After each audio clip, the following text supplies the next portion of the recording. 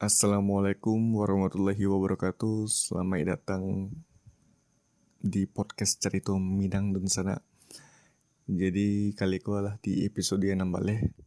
Sebelumnya ini mengucapkan selamat Hari Raya Idul Adha 1441 Hijriah. Halo Dun Sana, kalian pernah dengar nggak sih tentang Anchor? Anchor tuh dapat mempermudah Sana untuk buat podcast. Apa aja sih kelebihannya? Yang pertama tuh gratis alias perai. Sudah tuh ya, Nyu ada like yang bisa membuat Sana lebih mudah untuk merekam jom edit podcast langsung dari HP ataupun komputer Sana. Beko podcast Sana akan didistribusikan di Anchor ke platform ke podcast lainnya, bantu di Spotify, Apple Podcast, dan masih punya lain Sana. Dan hebatnya, Sana bisa dapat PT dari podcast tanpa pandangan minimum. Satu olahnya ada dicek tampe. Download aplikasi Anchor secara gratis atau buka anchor.fm untuk memulai. Oke, jadi gini kok yo bagi informasi seketik lah tentang tes SKB CPNS 2019 yang alun selesai gitu ya. Jadi untuk jadi wak berharap pendengar aku merupakan salah satu peserta CPNS gitu lah, yang alah lulus tahap SKD atau seleksi kompetensi dasar. Nah jadi wak dapat informasi seketik ya, kok wak research balik, wak bagikan balik biar apa ya, ya biar dapat manfaat lah sana-sana yang mendengar podcast itu. Terlebih yang menjadi peserta CPNS 2019 yang lah ikut SKD dan lulus, maupun yang lulus lewat apa istilahnya P1 TL ya, apa istilahnya, pokoknya ini udah ikut tes tuh tapi eh, lulus dalam perankingan, tahap rankingan ya, sabilah anggota apa ya sabutnya, ya sabilah peserta CPNS yang tahun-tahun sebelumnya ikut itu panjang lo mencari tuannya. Oke, jadi memang pertanggungan lah rame di berita tuh, wah lah bocor tuh jadwal atau tanggal-tanggal dari CPNS kok. Dan memang waktu itu cukup berkeliaran lah gitu ya informasinya.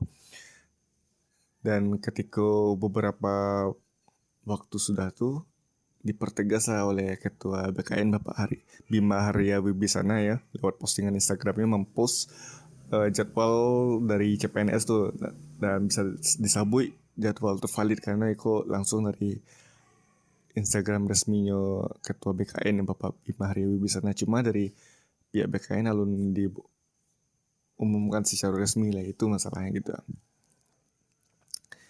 Jadi memang untuk tanggal pemilihan lokasinya ada dua bagian ya. Kalau peserta tesnya memilih lokasi mulai dari tanggal 1 Agustus sampai 7 Agustus, maka peserta dapat mengubah pilihan lokasi itu sebanyak 3 kali. Jadi ingat, misalnya jadi tanggal 1 sampai 7 Agustus bisa dapat mengubah lokasi tes sebanyak 3 kali. Sedangkan untuk yang dari tanggal 8 Agustus, bisa disebut itu hari terakhirnya gitu, hanya dapat memilih lokasi tes cukup satu kali. Bukan cukup sih, hanya bisa dilakukan sebanyak satu kali. Sesudah memilih lokasi tes, peserta dapat melakukan pencetakan kartu ujian ya, mulai tanggal 8 Agustus 2020. Nah, jadi dalam halaman, jadi sana login dulu ya, masuk dulu ke situs BKN, maksudnya itu situs CPNS ya, dengan nick dan paspor sana. Dan sesudah itu kalau sana yang lulus SKD tentu ada keterangannya ya, selamat Anda lulus SKD dan bla bla bla bla gitu misalkan. Nah, beko di bawah itu ada pilihannya. Beko di lokasi domisili sana gitu. Misalkan di dalam negeri dan luar negeri. Katakanlah gini kan, untuk di dalam negeri ya. Beko di bawahnya ada milih provinsi dan milih kabupaten dan titik lokasi tes KB-nya. Jadi langsung beko keluar di situ. Apa ya? Jadi aku mengingat apa ya, meminimalisir pergerakan peserta CPNS mungkin yang bisa disebut mulai itu, eh karena memang lagi COVID juga kan, jadi pasti ada rencana di balik itu gitu, untuk meminimalisir intinya tidak terjadinya penyebaran gitu. Karena peserta pun banyak yang lintas daerah, lintas provinsi, lintas pulau malah gitu kan. Nah, apa ya? Itu sih nah informasi yang bisa awak bagikan, awak ringkas balik. Jadi aduh main dia polo. Oke. Jadi wak calian lo lihat wak bacoan balik ya, jadwalnya. Jadi untuk 27 Juli sampai 30 Juli Patanggo itu verifikasi data hasil SKD, dan itu dilakukan oleh, bisa disebut lah panitianya gitu lah, orang-orang dari BKN ya gitu. Kalau untuk awak untuk yang peserta Leonardo mengamangal itu. Nah, mulai 1 Agustus sampai 7 Agustus baru peserta yang melakukan kegiatannya gitu. Jadi tanggal 1 sampai 7 itu pengumuman dan pendaftaran ulang SKB. Maksud pendaftaran ulang kok mungkin lebih kepada memilih lokasi di mana akan berlangsung SKB untuk pesertanya. Jadi tanggal 1 sampai 7 Agustus tuh harus diingat tuh dia para peserta CPNS. Nah, untuk selanjutnya tanggal 8 Agustus baru bisa Dunsana mencetak kartu ujian SKB-nya gitu. Nah, masuk ke tanggal 10 sampai 14 Agustus itu adalah penjadwalan SKB, dan itu masih dari pihak BKN, Badan Kepegawaian Negara gitu. Lalu barulah di tanggal 18 Agustus 2020 diumumkan jadwal pelaksanaan SKB. Jadi jadwal pastinya gitu bila sana akan ikut tes SKB itu. Kan tadi lokasinya lah sana tentukan dan tinggal menunggu bila tanggal dapet di sananya gitu. Jadi untuk pelaksanaan SKB sendiri pun dari tanggal 1 September sampai 12 Oktober. Jadi makan waktu 1 bulan lebih lah gitu, 1 bulan lebih 12 hari gitu. Jadi bisa saja sana dapat tanggal 1 September, bisa saja sana dapat di pertengahan September ataupun akhir September ataupun di awal Oktober ataupun di hari terakhir di Oktober. Jadi bisa antara itulah rentang waktunya. Ya, kalau yang dapet di awal mungkin harus mantap persiapannya gitu.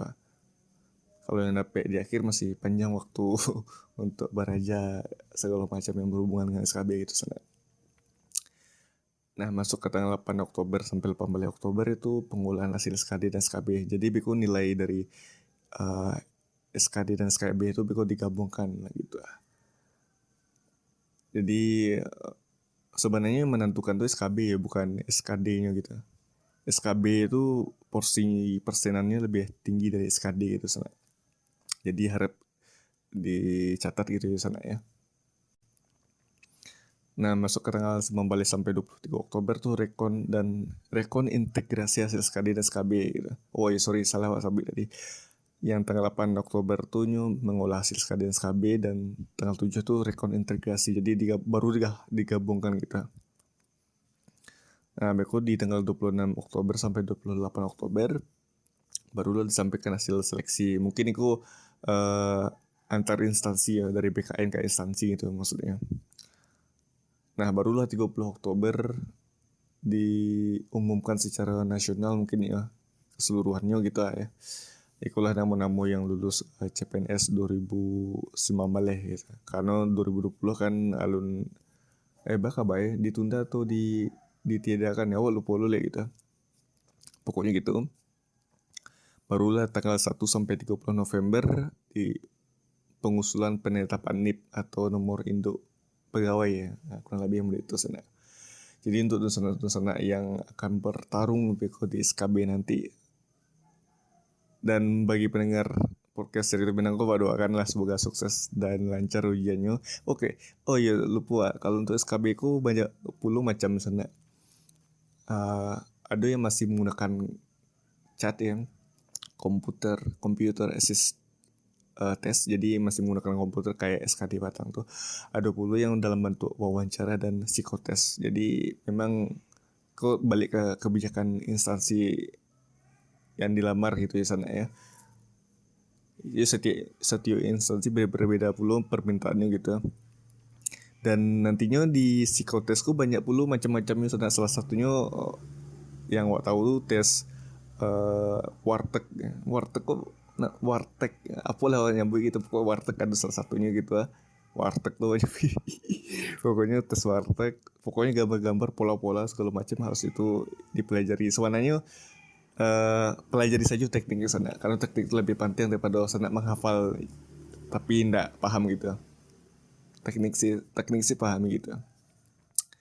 Apa ya, kalau untuk pewawancara pelajari saja teknik-teknik dalam wawancara gitu. Sebenarnya sih banyak yang basic gitu, yang dasar gitu. Setidaknya sana tahulah harus mana ketika wawancara, ketika berhadapan dengan situasi tersebut gitu. Sudah tahu pula ya, psikotes, wawancara dan chat. Kalau untuk chat aku kurang tahu ya, mungkin lebih pelajari tentang materi atau hal-hal yang berkaitan dengan instansi ataupun jabatan yang sana lamar gitu. Apa ya, pokoknya baju-baju lah, Kemenpan RB, pokoknya apa ya, pokoknya baca-baca lah tentang itu tuh. Apa ya, kok sabit tadi lupa lu. Oh iya, tentang jabatan fungsional dan jabatan pelaksana ya, pokoknya harus tahu lah gitu sana intinya. Itu ada di Kemenpan RB itu tuh, ada tuh awal lupa lu mau maco tadi. Pokoknya gitu sana. Pokoknya yang segala berhubungan JOSKB itu harus dibaca, dipahami gitu, biar bisa mulus melenggang menjadi pegawai negeri sipil Apin.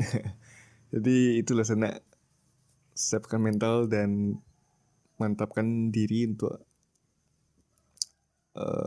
ikut tes SKB 2019 kok. Ya karena kok 2019 ya, bukan untuk tahun 2020 lah. Karena hanya ditunda saja gitu. Oke, sekian dulu lah. Mohon maaf jika kata-kata Pak Bali B dan Rumi itu ya penyampaiannya. Mohon maaf sekali lagi sana ya. Terima kasih untuk sana yang mendengar podcast Cerita Minang. Untuk sana yang ingin berbagi cerita bisa kirim email ke podcastceritaminang@gmail.com ataupun bisa lewat DM Instagram @podcastceritaminang. Boleh ya. Itu paling sana ya. Sekali lagi selamat berjuang untuk tes SKB 2019 ko, dan semoga yang mendengarkan podcast Cerita Minang ko